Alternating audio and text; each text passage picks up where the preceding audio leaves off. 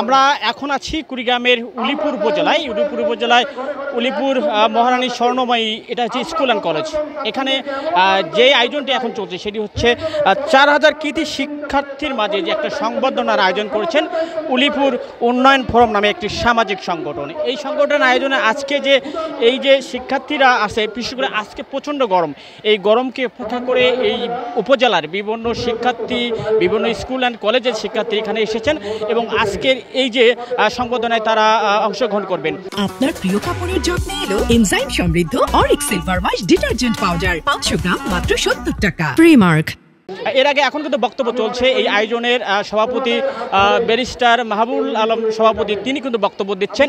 এরপরে কিন্তু এখানে বক্তব্য দেবেন বাংলাদেশ ছাত্র শিবিরের কেন্দ্রীয় সভাপতি জাহিদুল ইসলাম, তিনি আছেন মঞ্চে, একটু পরে তিনি বক্তব্য দেবেন। এই যে উলিপুর উন্নয়ন ফোরাম, তারা এই শুধু কৃতি শিক্ষার্থীদের সংবর্ধনায় দেবেন না, তাদের জন্য কিন্তু বিশেষ উপহার আছে। বিশেষ করে যারা মেধাবী শিক্ষার্থী, যারা ভালো শিক্ষার্থী, গরিব শিক্ষার্থী, তাদের জন্য কিন্তু সার্বক্ষণিক একটা ডেটাবেস তৈরি করবেন, যে ডেটাবেস অনুযায়ী তাদেরকে বিভিন্ন প্রকার সহায়তা করবেন, এমনটি কিন্তু আয়োজকদের পক্ষ থেকে আমাদেরকে জানানো হয়েছে।